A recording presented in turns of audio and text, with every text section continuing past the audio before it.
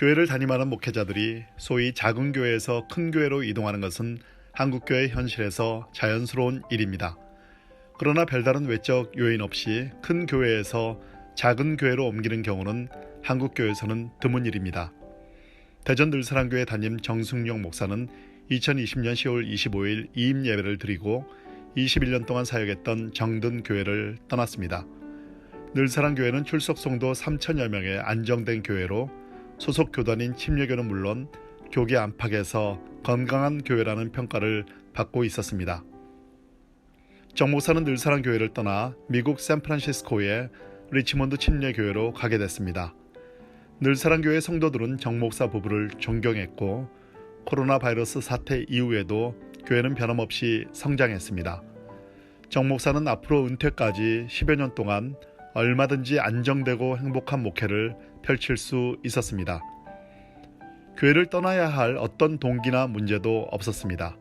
그래서 그의 떠남의 결정은 모두를 놀라게 했고 특히 교회 공동체가 너무나 아쉬워했습니다. 정승용 목사가 새로 부임하게 될 리치몬드 침례교회는 버클리 대학교 인근 한인교회로 출석 성도는 아이들 포함해 150명 정도입니다. 성도 수로 많은 것을 평가받는 한국적인 목회 현실에서 그 미국의 교회를 담임한 목회자가 대전 늘사랑교회로 오는 것이 훨씬 자연스러운 일일 것입니다. 어떻게 정 목사는 이례적인 결정을 하게 된 것일까요? 그가 그 같은 결정을 할 수 있게 된 것은 보냄받음이라는 단어로 설명될 수 있습니다. 그는 자신이 21년 전 보냄을 받아 대전의 교회로 왔고 이제 다시 보냄을 받아 샌프란시스코로 가게 됐다고 담담히 말합니다. 더 설명이 필요 없습니다. 하나님이 보내신 것이죠. 정 목사는 언제나 스스로를 주님이 참된 목자로 친히 목회하시는 교회의 부목사라는 생각으로 목회를 한다고 했습니다. 그가 담임했던 늘사랑교회는 성령의 감동과 우리의 순종이라는 신앙의 원칙을 갖고 있었습니다. 그 스스로 어떤 사안마다 성령의 감동이 분명하다면 절대 순종하려 했습니다. 21년 전 그의 마음에 대전을 품게 하신 성령님은 이번에 그에게 디아스포라 한인들을 품어야 한다는 감동을 주셨다고 합니다. 그 감동을 받고 그는 질문했습니다. 왜 제가 가야 합니까? 그의 질문에 성령님은 내가 가면 안 되겠니? 라고 재차 감동을 주셨습니다. 분명한 성령의 감동에 그는 순종했습니다. 이보다 전에 정 목사는 성도 수만 명에 달하는 국내 대형 교회의 청빙을 받았습니다. 최종 후보 2인 가운데 한 명이었습니다. 청빙위원들 앞에서 마지막 인터뷰를 해야 했지만 정 목사는 늘사랑교회 성도들을 생각하며 직접 인터뷰에는 응하지 않았습니다. 그것이 자신이 목양하는 성도들에 대한 최소한의 예의라고 생각했다고 합니다. 최종 인터뷰를 하지 않은 것이 결정에 어떤 영향을 미쳤는지는 알 수 없지만 그 교회 청빙위원들도 정 목사의 목회자로서의 자세에 깊은 감동을 받았다고 합니다. 경우에 따라서는 수만 명의 성도가 있는 대형교회 담임이 될 수도 있었던 정 목사는 결국 150여 명의 성도가 있는 샌프란시스코로 가게 됐습니다. 자신이 거기로 보냄받았다는 분명한 감동이 있었고 그 보냄받음에 순종한 것입니다. 세상적으로는 그의 결정이 이례적인 것이지만 믿는 이의 입장에서는 지극히 당연한 것이었습니다. 하나님이 보내시면 가야 합니다. 보냄받은 그곳이 자신이 있어야 할 사명의 장소입니다. 정 목사는 그곳을 찾아갔습니다. 요한복음 1장 6절에 세례 요한의 정체성이 나옵니다. 하나님께로부터 보내심을 받은 사람이 있으니 그의 이름은 요한이라. 요한은 다름 아닌 보냄을 받은 자였습니다. 어찌 보냄을 받은 자가 세례 요한뿐이겠습니까? 정승용 목사나 우리 모두 하나님께로부터 보내심을 받은 사람입니다. 우린 어떤 목적을 위해서 보냄받은 사람, 그래서 부름받아 나선 이 몸들입니다. 제한된 이 땅에서 해야 할 가장 중요한 질문은 보냄받은 그 목적대로 나는 지금 살고 있는가? 라는 물음일 것입니다.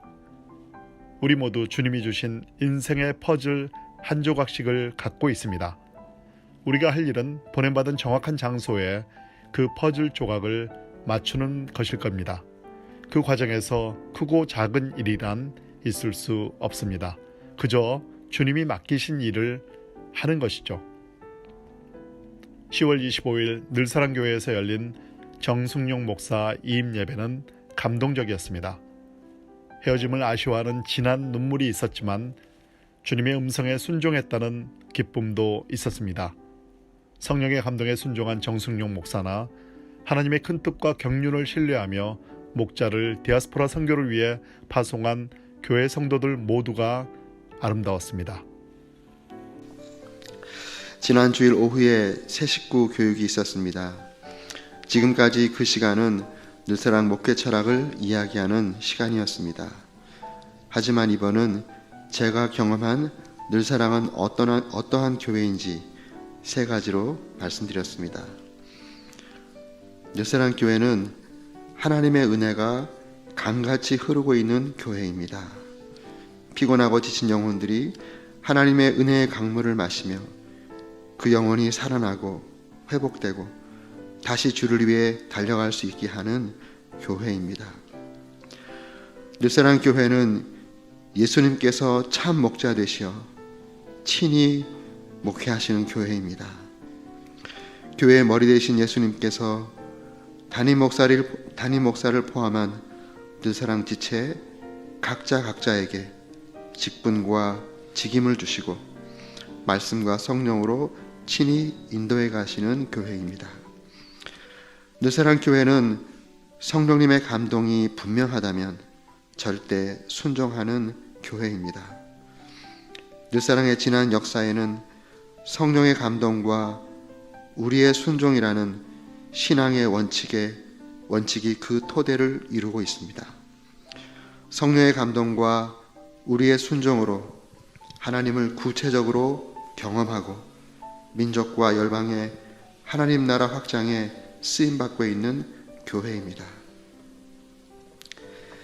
사실 목회 철학을 나누는 시간에 이 말씀을 드린 것은 저의 이임과 상관없이 늘사랑의 새로운 식구들이 교회에 잘 정착하시고 변함없는 모습으로 주님을 따르는 제자들이 되어주시기를 바라는 저의 마음이었습니다. 그런데 이 이임 감사의 말씀을 준비하며 기도하는 중에 우리 늘사랑의 그런 모습의 가장 큰 수혜자는 바로 저와 저의 가정이었다라는 생각이 들었습니다.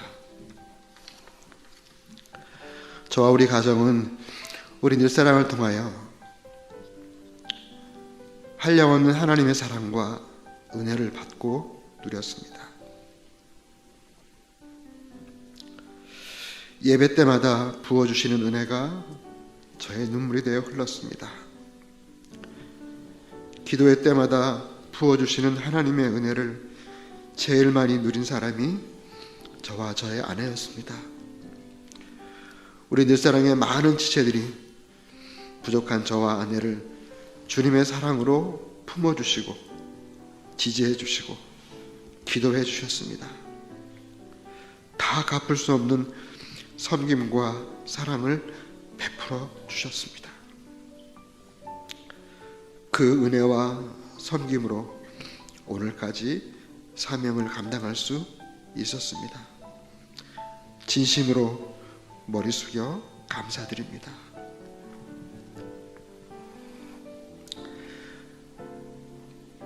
주께서 참된 목자로 친히 목회하시는 교회에서 부목사로서의 사역의 큰 기쁨과 목회의 아름다운 추억을 많이 갖고 이임하게 됨에 진심으로 감사드립니다.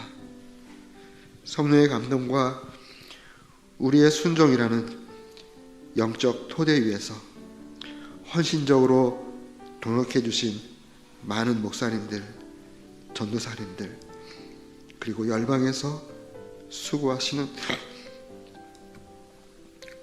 선교사님들, 교회 안에서 영혼들을 큰 사랑으로 섬기시는 우리 목양 장로님들과 안수집사님들, 목자와 부목자님들, 그리고 마치 선교지와도 같은 다음 세대를 세우기 위해 기도하고 애쓰시는 교육목자와 기독학교 선생님들, 그리고 사랑스러운 우리의 귀한 자녀들을 섬기고 계신 사랑의 학교 교육목자 여러분들, 모든 분들의 헌신과 동역에 진심으로 감사드립니다.